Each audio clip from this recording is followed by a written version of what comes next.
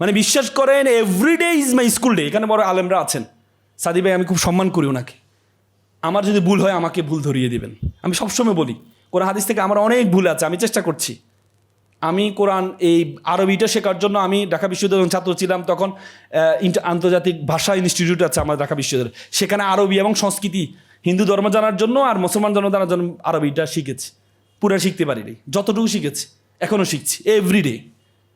যত শিখতে যাই তত মনে হয় কি মহাসমুদ্র ইসলাম, আল্লাহু আকবার, কি মহাসমুদ্র, কি মহাসমুদ্র।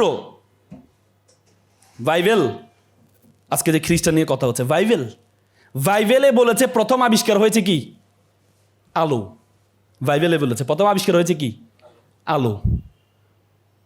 আলো কি আবিষ্কার হয়েছে? আর আল্লাহ বলেছে আমি প্রথম আবিষ্কার করেছি। প্রথম দিন কি? শুক্রবারে কি তৈরি করেছি? শনিবারে কি বানিয়েছি? পৃথিবী তৈরি করেছি। দ্বিতীয় দিন আমি যখন পৃথিবীটা কম্পন শুরু করেছে, আলাম নাজআল আরদা মিহাদা, আমি পৃথিবীকে কি করি নাই? সমতল করি নাই। ওয়াল জিবালা আওতাদা, আর আমি যখন কম্পন শুরু হয়েছে তখন জিবাল প্যারাক স্বরূপ কি করেছি? পাহাড়কে বসিয়ে দিয়েছে। তার মানে দ্বিতীয় দিন পাহাড় তৈরি করেছেন, তৃতীয় দিন সূর্য চন্দ্র তৈরি করেছেন। আর ওরা বলে আলো। বর্তমান বিজ্ঞান বলে আমরা যে আলো পাই এটা সূর্য থেকে পাই। কোরআনে সূর্যকে বলছে সিরাজ। কি বলেছে? কি সিরাজ মানে হচ্ছে টর্চ লাইট, যেটা থেকে আলো বের হয়। আর চাঁদকে বলেছে মনির। মনির মানে কি? যে অন্য থেকে আলো নেয়। তার মানে এখন বর্তমান বিজ্ঞান বলে চাঁদের নিজস্ব কোনো আলো নেই, চাঁদও আলো নেই কোথায় থেকে? সূর্য থেকে।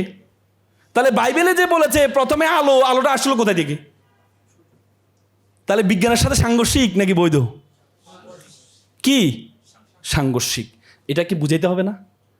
এটা কি বুঝাইতে হবে না? যারা খ্রিস্টান হচ্ছে, যারা খ্রিস্টান দিকে চলে যাচ্ছে তাদেরকে বুঝাইতে হবে না যে তোমার বাইবেল কি সঠিক?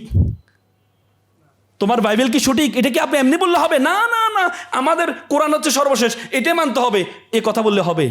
আল্লাহ তো বলেছে উদু ইলা সাবিলি রাব্বিকা বিল হিকমা, তোমাকে হিকমতের সহকারে দাওয়াত দিতে বলছে। আপনাকে বলে না কি নর্মাল ওয়াইতে আপনি বলবেন সেটা বিশ্বাস করে নিবে? আল্লাহ কি বলেছে? হিকমা। হিকমা মানে কি? সাইন্টিফিক ওয়াইতে আপনাকে দাওয়াত দিতে হবে। তারা সাইন্টিফিক ওয়াইতে দাওয়াত দেয়, আর আমরা বলি এই না মুসলমান থাকো, মুসলমান থাকো, জান্নাত পাবা, জান্নাত পাবা। আর তারা তাদেরকে বুঝিয়ে বুঝিয়ে নিয়ে আসে। কিন্তু আপনাকে তো কম্পারেটিভ ডিফারেন্সটা তৈরি করে নিতে হবে। বাইবেলের সাথে কোরআনের সাথে কি পার্থক্য?